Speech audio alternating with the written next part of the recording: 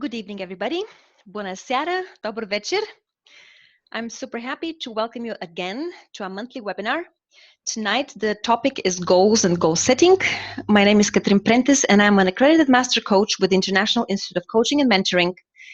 I'm one of the mentors and lecturers and trainers within the Noble Manhattan faculty, and I manage Noble Manhattan branch for the Balkan region. Goals and goal setting is a big topic, and we have titled this presentation Assets and Liabilities in Goals and Goal Setting. Now, why would we want to put such a title to this topic? Generally, very often the word goal and a goal setting can be used as a buzzword. It's a big thing. You know, there's seminars, there's webinars, there's trainings, all aimed at goal setting.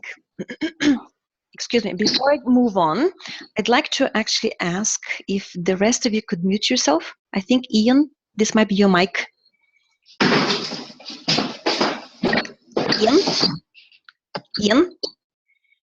Ian? Okay, thank you. Okay, so we were talking about how goal and goal setting as terms are very often used as buzzwords. They attract interest because today's society is fast-paced and very often achievement-oriented. So there is quite a bit of a market when it comes to goals and goal setting. However, tonight we're not going to cover every single aspect and angle of this topic. We're going to focus on a few basic principles that can make our work as coaches successful in assisting our clients. Now, why assets and liabilities? Well, what is an asset? The most basic definition of an asset is something that gives you money. However, I'd like to okay, so that's an asset. And what is a liability? A liability is generally something that takes money out of your pocket. Now, I'd like to enlarge a little bit the definition to where we will not just consider money, but resources. So assets will be something that brings you resources. It can be, of course, financial resources. It can be also time. It can be energy. It can be motivation. It can be all kinds of other resources. And so in the same time, a liability would be something that drains your resources. Not just financial resources, but it can drain your energy, it can drain your time. So when we talk about goals and goal setting, well, it's a very tricky thing because you can take a lot of time setting goals and making plans, and at the end of the day, you find out that you have only wasted your time and energy. So there are certain basic principles and rules that, if they are not applied, can turn the whole process, which can be so powerful, but if those basic principles are missing, it can turn the whole process into a liability for you, in the sense that it'll waste your time and definitely your energy. However, if we're aware of these basic little principles that we'll cover tonight, then the process of goal setting can turn into a powerful asset for you, which will not only draw resources towards you, and of course, when you fulfill the role of a coach, it'll help you through the process draw resources towards your client. And it'll actually help the client, and of course you, if you apply to yourself, to achieve the things that you really desire and the goals you set for yourself. So tonight we'll cover four main things. What are goals? Fundamentals in goal setting. We'll cover two models. Belief in the goal means, you know, faith in goals, the connection. And 9 very practical steps in planning your goals. And as I said a little earlier, we are going to talk from the perspective of our role as coaches. So I'm sure that even if somebody who listens to this webinar and is not a coach, they will the principles apply in any situation, but because this webinar is part of a coach training program, so it is very important for us to very regularly put our coaching hats on and picture how we would be in situations where we actually deal with our clients through this process. And as we talk about our role as a coach, it's very important to clarify that our business as coaches is actually not to help people set goals. I wanted to make that a differentiation, especially because the title is goals and goal setting. But what we really do is help our clients achieve their goals. So we're not in the business of setting goals. We're in the business of helping our clients achieve the goals. Achieving the goal is what makes this whole process an asset. Only talking about setting goals, that borders on having to deal with the liability. So we are focusing on the actual final result, final achievement, and the fulfillment of the goal. So this leads us to the next point. Well, what are goals then? Well, a goal is something we plan to achieve, right?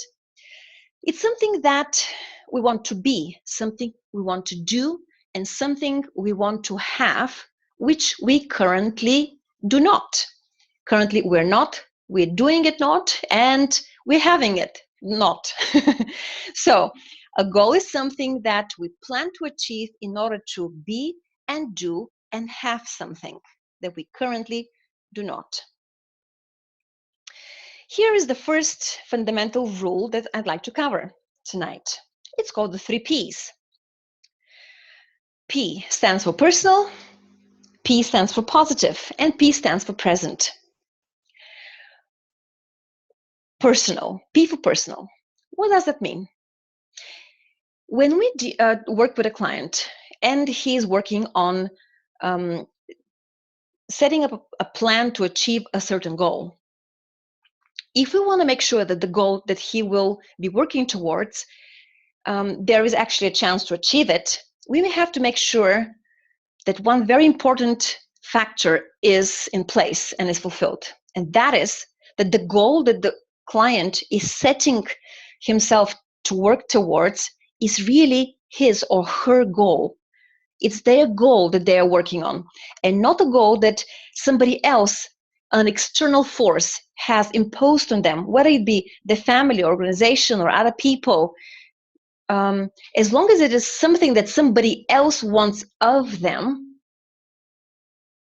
and it is not something that they themselves are setting up for themselves, then that goal has a very high probability that will not be achieved.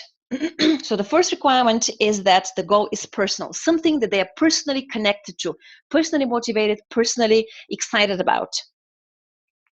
Positive.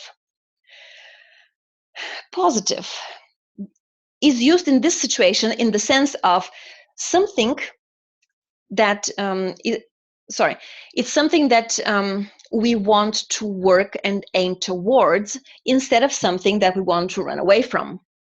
Now, both aspects of this coin have application in certain circumstances. There is nothing wrong in knowing what we want to avoid. For example, it's good to avoid fried foods. That's my personal conviction for me. Or it's good to avoid certain types of other foods that are not healthy for you. So it's good to realize what type of people you need to avoid and how different situations affect you and what type of situations maybe you need to avoid. So that is healthy, and that is connected to your self-preservation and successful existence, right? However, when we talk about goals, things change slightly.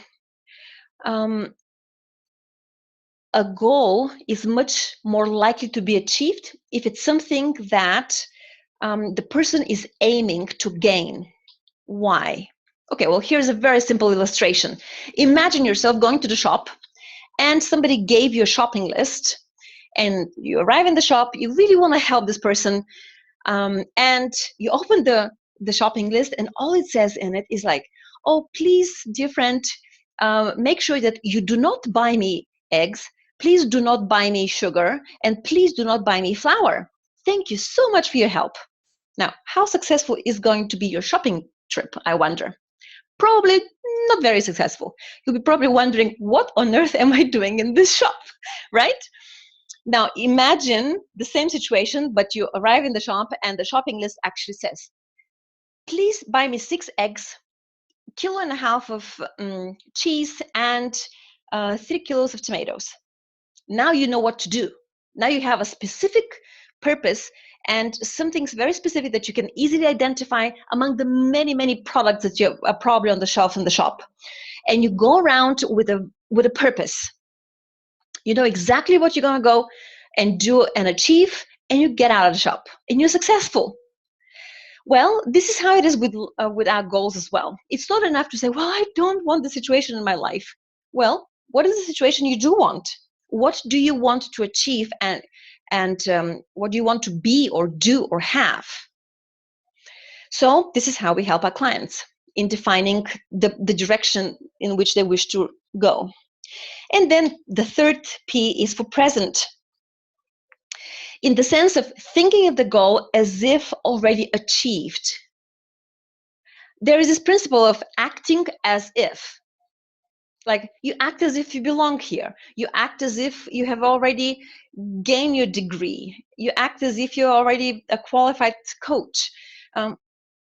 When we use the principle of acting as if, and we think of the goal as if it's already achieved, it does something to your psyche, it does something to your inner conditioning, and it helps you believe that the actual goal is achievable. Just compare the two statements. Let's say you have two people having a similar goal, but think who might actually achieve their goal. One of them says, well, I really hope, let's say one person says, my goal is to hopefully one day have a few paying clients, coaching clients. And the other person says, my goal is I have 5 paying clients every month. Now, which of the two do you think will achieve their goal? Well, yes, it's the second person, because they're clear and they're present. I have 5 paying clients every month. That means this month as well, right? Not, oh, one day maybe perhaps I might have some clients, That is not defined, and definitely one day is not a deadline. One day actually never comes. So acting as if is very important. This is why there's all kinds of exercises and techniques and models that you can use in order to help a client visualize and connect to their goal and actually imagine it or picture it or experience it as if it's currently fulfilled and achieved, and he's rejoicing with it. All right. Now, this 3P formula, when I was thinking about it, and actually when I did this webinar in Bulgarian language, the 3Ps translated as MV. It's a 3-letter word for MV, motor vehicle. So I was thinking, well, how would I say this in English? And is there any connection that I can use to achieve the same connection when I teach this class in English? And what came to me is that the 3Ps, personal, positive, and present, can be also translated to come very close to the parable of the MV. And later I'll explain why it's so important for me to say that. But here it is. The goal has to be personal, so it connects to my, right? It has to be positive. Well, when something is positive, so it's very motivating and moves you. See, motivating has the word, it connects to motion forward. So, and present, well, it connects to a vision of what the reality is as if it's already happened. So when you do the abbreviation of my motivating vision, it becomes to my MV. And why is this important? It's because really having a goal is like it's like sitting in the car of your life and driving it forward with a purpose. You look through the front window, you see where you're going, or you have a vision of where you need to go, and that triggers all the processes in your brain, in your body, that press the right pedals at the right time. You have the steering wheel, you're in control. This is very important to understand, that you, or when you work with a client, the client is in control of achieving their goal. If they do not believe that they are in control of achieving their goal, they won't achieve it. If they constantly put the responsibility of the forward motion and the achievement on someone else, and they shirk that responsibility off of themselves, they'll never achieve it. But driving a car definitely puts you in control. And this is how it is with achieving your goal. You have to grab the wheel of your life, focus on the road in front of you, and shift those gears so that you can get the correct speed to move it forward and towards that goal. And finally, when you get to the destination, well, it's worth celebrating. So there's a destination, there is full control, there's forward motion. So goals to be, if we're thinking of goals as far as assets, well, it gets you to where you want to be. It has to be a forward motion. And also, the other important thing is connected to action. We will be repeating this a few times tonight. Action, taking action and pressing the pedal forward is very important, because even if you have the bestest of cars, just sitting behind the wheel, even if you grab it with all your might, if you don't do anything to actually set the engine on and move the vehicle forward, it ain't gonna move on its own. You have to do something about it. All right, the second rule, smarter goals. I'm pretty sure that you have all heard about setting SMART goals. But just for the sake of this webinar and for our future listeners, I will review it.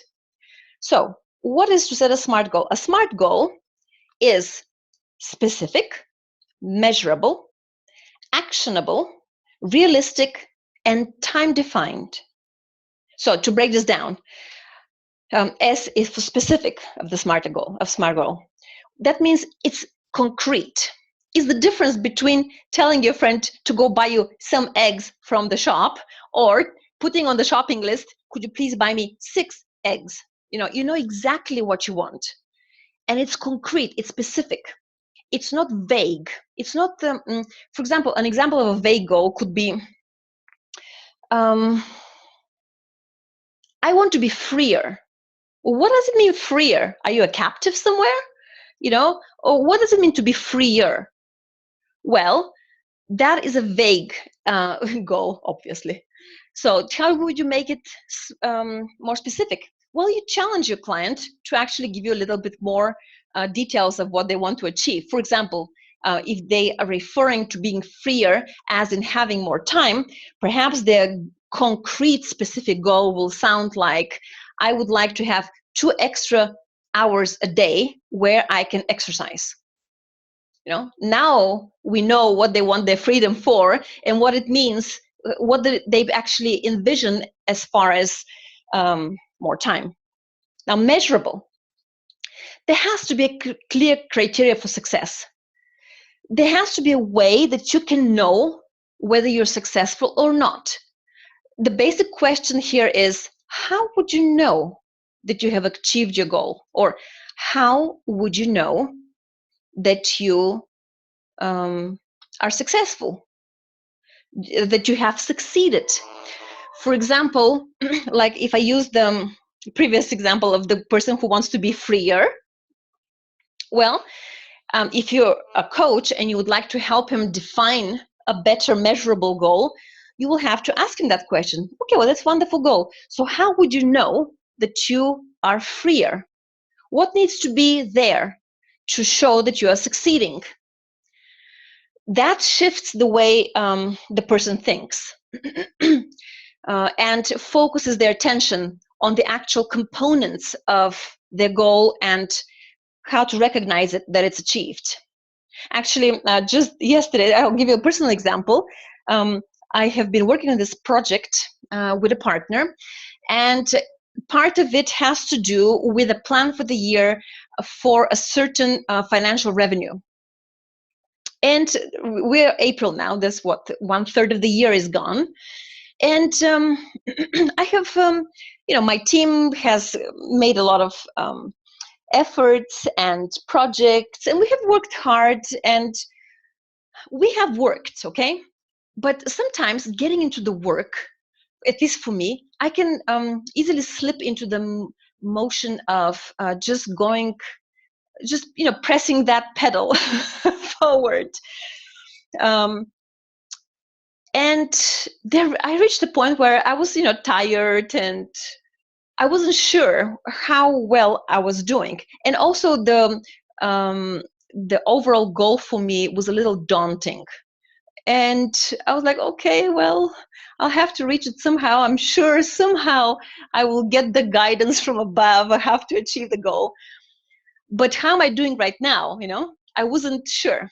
And then I remembered, which I'm so thankful for, the actual contract that I had written with the partner was written in a very smart way. And it actually suggested that on certain intervals in the year, that the accomplishments are measured, sort of a check and balance. So I did that. I actually sat down, I tallied everything that we have achieved right now, and I divided the overall goal by the 1/3 of the year, because it's, that's how much time has passed within the time frame we have set for ourselves.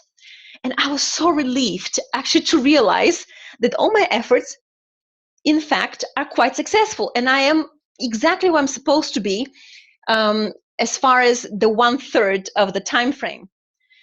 And all of a sudden, even though I was tired, I wasn't feeling very tired anymore, because for me, I guess my main leading value here would be that I like to be able to keep the word that I give to other people. And if I enter into a contractual relation, I'm very conscious, and that's my my driving motivation to fulfill what I have promised. So this is more important for me than even me being tired, So because I wasn't sure that my mind couldn't enjoy fulfilling my guiding value in this situation of keeping my word, But once I realized, and I tallied, and I checked it against how would we know that we're succeeding, then I was able to be happy and rejoice and relax. And this is how it happens also with our clients. Sometimes they need help, and having a measurable, easily identifiable criteria for success can help them actually go through the whole achievement process, and the work that they have to put into achieving their goal. It can make that process a lot more enjoyable and more relaxed, and they can do it with a peace of mind, because it's easy for them to measure and to know that they're successful. Okay, the next point is actionable, meaning it has to have an action connected to your goal. There has to be something that you can do about it. For example, if the client wants, let's say, in 3 months, I want to be 5 inches taller. Well, seriously, what can he do to be 5 inches taller?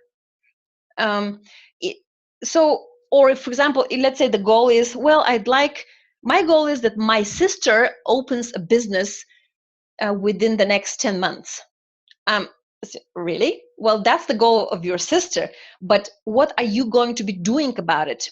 If you cannot do anything about the goal, then how would you achieve it, So the goal has to be such that you have to be able to do something about the thing. Realistic is the next point, meaning it has to be possible. I mean, okay, I'm a master coach, but what if I decided that within 3 weeks I'd like to be a prima ballerina in the opera? Well, that will be impossible. And I can tell you a few reasons why. Is because, first of all, of the age I am at, there are certain motions and stretches that it will be physically impossible for me to perform. And definitely not within 3 weeks. I don't think my body can stretch in certain ways within 3 weeks. And of course, my weight and the grace that a ballerina builds up for life, I definitely do not possess it. So there's a whole bunch of reasons why, if I set such a goal for myself to be a prima ballerina in 3 weeks, well, that might have to be tweaked and adjusted a bit to fit with reality. And when clients come up with goals that they want to achieve, well, okay, when I talked about my personal life example, it's easy for me to say, well, this is not possible.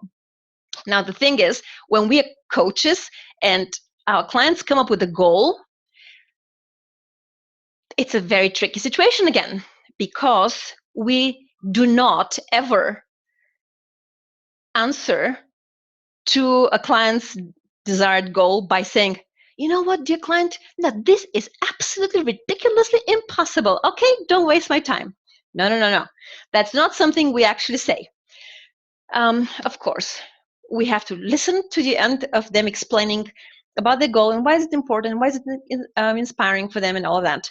And then what we do is, when we actually take time to explore the reality, and we use our questioning skills and listening skills and intuition and all the other skills that we practice as coaches to draw the client's attention to the various aspects of the goal, to help him see what makes this goal possible or impossible, and make them help them actually realize and assess and reach the conclusion. And time, well, time has to do with a deadline. The basic rule is that a goal without a deadline is wishful thinking. I'm sure many people, many of us, me including, have lots of ideas all the time about things that we want, we wish, we desire, and we picture and envision, and we even get excited about these ideas. But unless there is a deadline and an action plan with it, this idea just stays within the realm of wishful thinking. So if what you're talking with the client is supposed to be a goal, then there has to be a deadline by which it has to be fulfilled. Right, so this explains what SMART goals are. Now, however, here we're talking about smarter goals, right? So to make a goal smarter, there's 2 more elements that need to be added. One is the E, stands for exciting. The goal has to move you. The goal has to light your fire, make you burn, keep you awake at night, positively speaking. Something that drives you so strongly that it just carries you through any of the efforts and sweat and tears sometimes that is involved within the process of achieving and working on it. If the goal doesn't move you, if it's not important for you the way it excites you and inspires you, that goal will not be achieved. If it's a drag and a drain, well, you'll probably put it in the list of those things you wish to avoid, like we mentioned earlier. So having an exciting goal is very important. And the R of smarter has actually relates to 2 things. The goal has to be recorded and then rewarded. Recorded. Recorded means you actually have to write it down. Leaders, readers, and leaders are writers. Leaders think on paper. So a goal that is written down is much more likely to be achieved. Don't just keep it in your head. Put it on paper. Put it on your make a vision board, write it out something. Actually, at my house, if you ever came to visit me, in the office where I work, on one side of the room, I have a nature picture, big, huge. And on the other side of the room, I have a huge mirror. It covers half of my wall. However, I don't, well, my office is small, so I use the mirror to give a little visual stretch to my office. But what I use my mirror for is I write things down on it. I use this whiteboard. So I have here information in this corner. I have a little small to-do list in the other corner. And then I have this other section of the wall, which is my goals. So that anytime I pass by, I can actually see them. And that keeps the goal at the focus and in your mind. Something similar can be achieved also by the so-called goal cards. Maybe some of you have heard of them. Maybe some have even used them. They're little cards that you can keep in your pockets, in your clothes or purses, and it has your goal. So every so often throughout the day, it's easy to just pick up, look at it, and review it. And so keep your mind and consciousness actually focused on achieving it. So goals are rewarded, and then, they're recorded. Also, when they're recorded, when you achieve it, you can actually tick it off and put a big star there, and that leads us to the next step, which is rewarded. You celebrate the victory. Okay, in this whole process, there will be a lot of variables. Now, if you picture this boat as the boat of your life, well, there is a very important, even though small, piece of the boat, which is called the rudder. Now, what's the role of the rudder? The rudder is to help direct the direction of the boat. However, in order for the rudder to be in effect and to play its role, the boat has to be in motion. And that brings us back to the action element.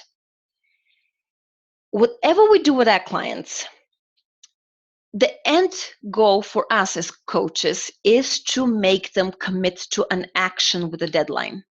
Unless they get their little boat in motion, the rudder will not take effect. What does the rudder, the metaphor, what would that be? Well, once the boat is in motion, once you're moving towards the destination and your vehicle is moving forward, then will be time to adjust some of the courses, adjust some of the deadlines.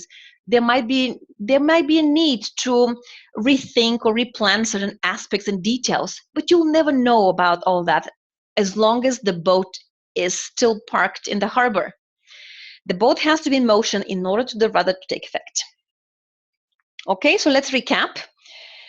There's 5 main things that we need to keep in mind. First is believe in the goal. If you set a goal which you do not believe in, you can be sure that you'll probably not achieve it. Then define your goal and create your action plan. Define like the specifics of it by the SMARTER model. Then you actually have to do the necessary things to achieve it. You have to get your MV or boat in action, in motion forward. And of course, once you go in motion, like we said, you adapt to the changes. The rudder will take effect. And so you believe in your goal, you define your action plan, you do what's necessary, you adapt to the changes, and then the main thing is to stay focused on the final result. Many people get lost in the process of the details. So we need to help our clients there. Like some people could get lost in the details, like they lose the big picture of where they're going. So they get them bogged down with little nagging details of everyday running, or too much focus on the small things and the small steps, and they lose sight of the bigger picture. So we as coaches have to be the balance and remind them what the bigger picture is. And vice versa. Some people only focus on the bigger picture, and they actually terribly miss all the little steps and actions that they need to take every day, all the small steps that makes them move forward. The journey of a 1,000-mile starts with a small step, but then you have to keep stepping. One step is not enough. So there you go. You have to figure out where your client is, what's their weak side, and you balance it out. And here is a picture I love, which I got reminded when I was preparing this PowerPoint. But this is a little bit like along the lines of staying focused. How is it? Stay focused on the final result. There you go. So first comes the dream, right? We believe in the goal. Then comes the struggle. We have to put actually action steps and plans. And of course, the end result is the victory. The problem is most people give up during the struggle, never even knowing how close they were to victory. The only way you'll fail is if you quit. Therefore, like the famous saying says, never, never, never quit. Well, sometimes we have to be there for our client, a discouraged client. They go through stages in achieving their goals, right? Like the guy upstairs on the top part of the picture is probably like in the beginning of a coaching relationship. And then the guy on the second picture down there might be somewhere in the middle of the coaching relationship, and they might have hit a low point where they lose the vision or they lose the inspiration. And our role as a coach is to remind them of the treasure of the final goal they have set for themselves. Remind them of the victory, remind them of the reward. Yeah, actually, when I talk about believing in the goal, there is a word, hypothesis, that has often been used to explain what faith is like. Faith is the substance of things hoped for.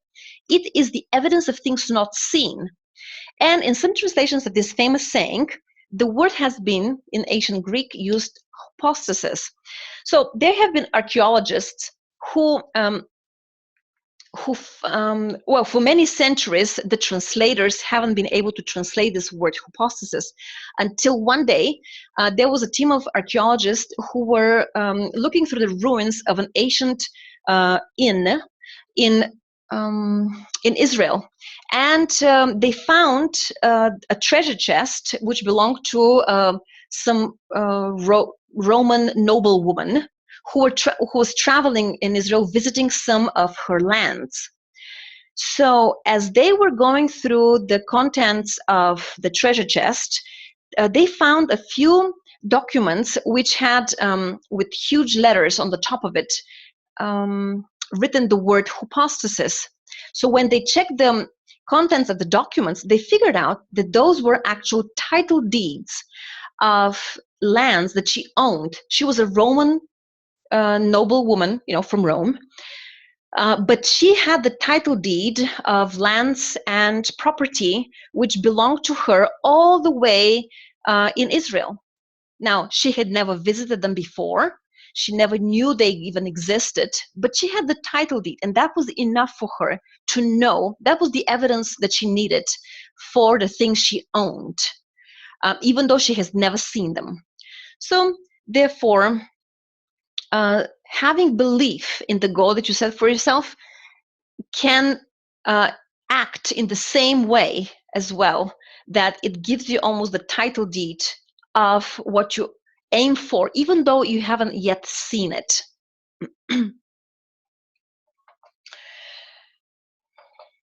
Now, this leads us to the 9 practical steps of goal planning. This is what actually happens when you want to inspire faith in the client to strive towards the goal, and also if they're, let's say, in a low ebb and you need to pick them up and move them forward and help them to see the light and rekindle the hope to keep moving and keep striving. All right, so here we go again. Write down what you want. This is point number 1 of the 9 steps. First, write down what you want. And of course, when you work with your client, you make them write it down. Be specific in what you write. Be clear in what you write. Remember the SMART model. So don't keep it in your mind. Be a true leader who thinks on paper. Leaders think on paper. Leaders are readers and leaders are writers. And you can even go as far as being a list fanatic. Make lists of things you have to do and achieve. Practical step number 2. Define what the benefits are. If you set a goal, there has to be a benefit. If we go back to this interesting picture with the mine that leads to a treasure of diamonds, there has to be a benefit. Why are you doing this? Why are you setting this goal? If there's no benefit that you can identify, you won't achieve the goal because nothing will be motivating you. Part of what motivates people to achieve and strive and struggle is that the benefit outweighs the cost of what it'll take for them to achieve it. Step number 3, be clear where you are at the moment. Okay, so first you have written down what you want, you're very specific and clear, and you know exactly what the benefits for you are going to be. So then you have to take an honest look. Where are you at currently? And we do this with the clients. We help them identify their goal, and then we bring them back to reality.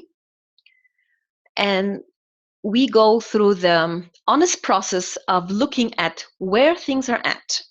It's very important to help them be aware, crystal clear aware of the distance they have to go and to conquer between their current reality and their dream goal and their desired outcome. And when you talk about your own goals, you have to be honest about these things. There's no point in fooling yourself or pretending. I mean, the only person that you'll fool is yourself. And sometimes clients, when they talk to their coach, they sometimes you might find people that want to really make sure they look good in the eyes of the coach. And your role is to catch that and to really help them to think honestly without having to please anybody. That's what the whole benefit of coaching is, that it's non-judgmental. So there's no judgment with coaching. There's no judgment from the part of the coach. He's there to just simply hear where the client is at and help them to get where they want to. So it's very important to honestly look at our situation and decide what's really around us and the reality around us. Okay. Point number 4, setting the deadline. Super important. That's what makes the difference between wishful thinking and goal achievement. A goal without a deadline remains a hazy dream.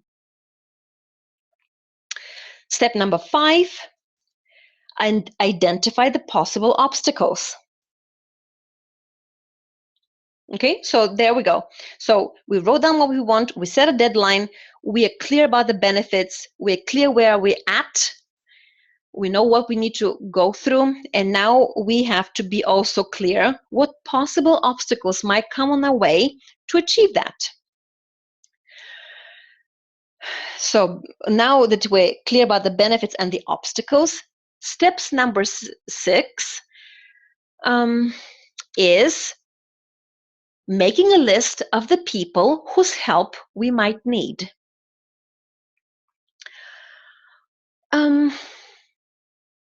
We all need other people.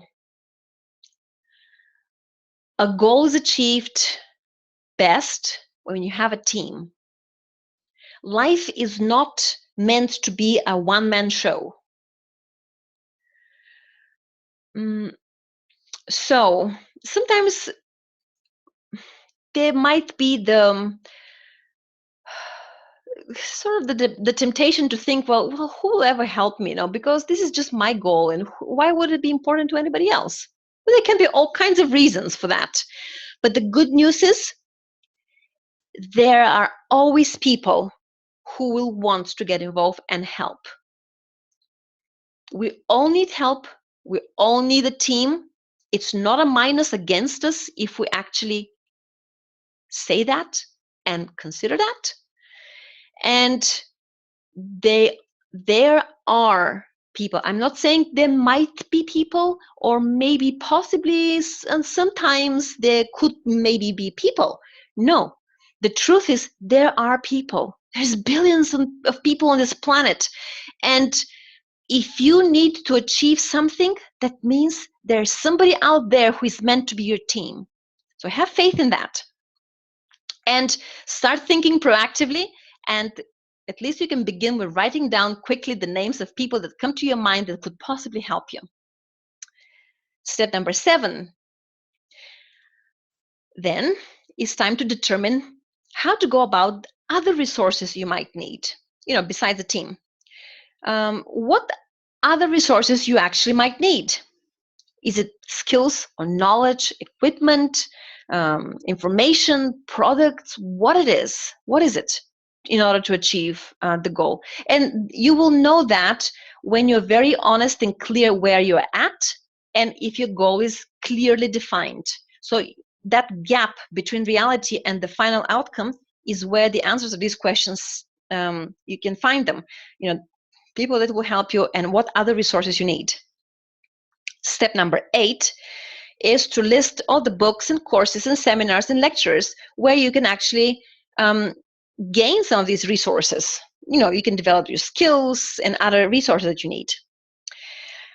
And the final, very important step is number 9, which is create your plan of action.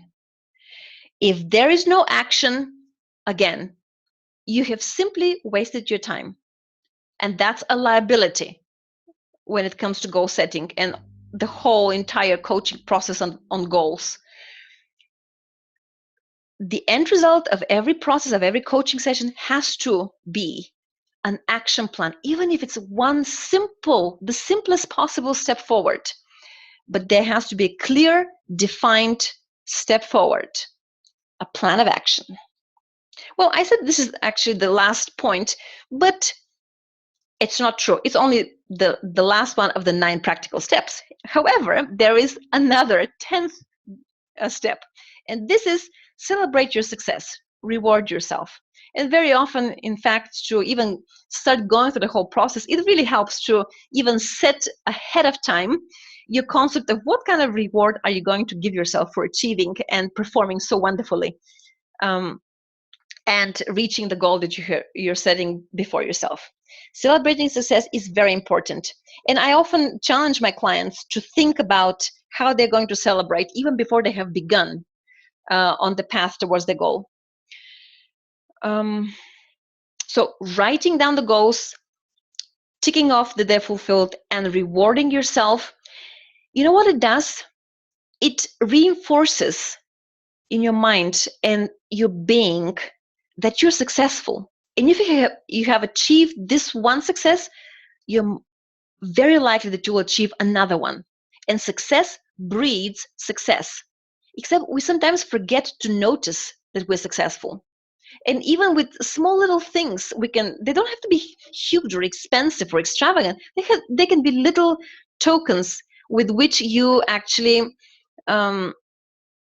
make a moment, you mention it and you anchor it in your memory that you have achieved this success. Like, for example, yesterday I was telling you, at first I was a little bit overtired and burdened about how I'm going to ever achieve my year-long goal. And then I realized that I'm actually quite successful in achieving the requirements for the first third of the year.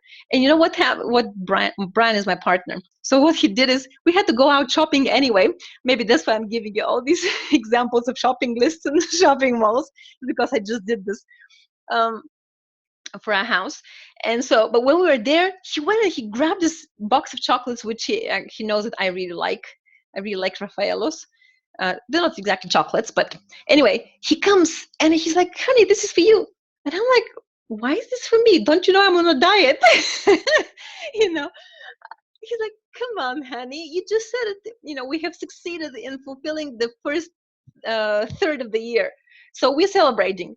I'm like, okay, well, the diet can wait. So we sat down, had a movie, and ate our chocolates. And it doesn't have to be anything extravagant, as long as there's a moment that you can actually enjoy and reward yourself, because you're worthy. And any small success you achieve, you are worthy to be rewarded.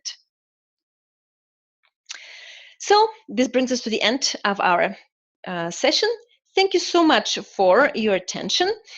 These are my contact details. My email is katrin@coachinginbulgaria.com.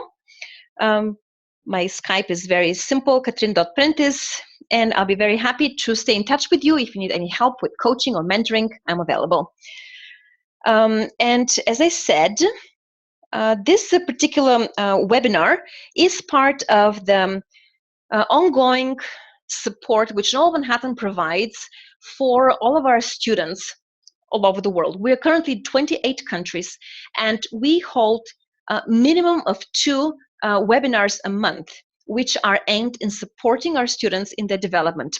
This particular type of the webinar program has to do with topics related and included within the curriculum of one of our courses. This particular one is within the curriculum of the Practitioner Coach Diploma course. We'll be starting shortly also the curriculum for the Executive and Corporate Diploma course. And we have another webinar also for our students, which is on business building and professional development, a different type of webinar. It's more of a discussion. They're always led by master coaches, and you have the opportunity to also ask questions on developing your coaching business. And this is a support which Novel Manhattan provides to our students not only during your training, but forever. You never lose access to the student area on the website. You never lose access to the webinars. And currently, we actually lead these webinars in a few different languages: Bulgarian, Greek, Romanian, Polish, and English, of course, for our worldwide audience. So those of you who are speaking other languages, in fact, will enjoy not just 2 webinars a month, but perhaps 4, because we have those 2 kinds of webinars on all the languages as well. Okay, we have still, we have 10 more minutes. In fact, 7 more minutes left to the end of our webinar slot. So if you have any questions or comments, I'm available to comment on them. So feel free. The way you have to ask your question or put your comment is via the chat window or the questions and answers.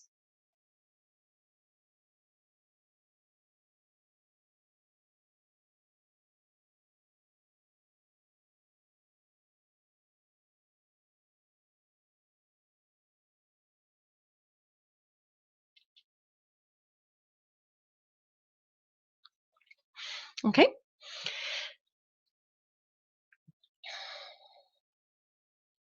All right. Since it doesn't seem that the question and answer window is active, and I don't see any comments in the chat window, then if any questions come later from the content of this webinar or any other webinars that we have held, feel free to write to student support or to me personally, and we will make sure to answer and respond.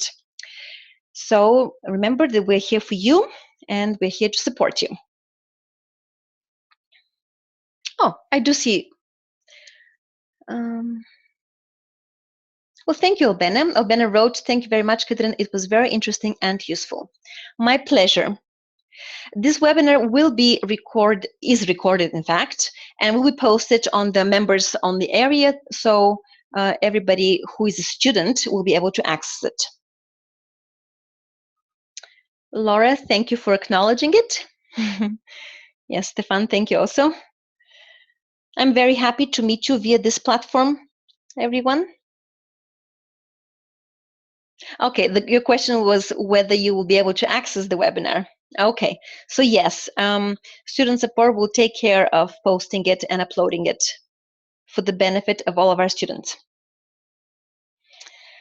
So thank you so much, everyone, for joining me tonight. And we will speak again next month with our next topic. Make sure you watch the announcements that come from Ian and student support, and we'll see you again next month. Thank you. Have a nice evening. Goodbye.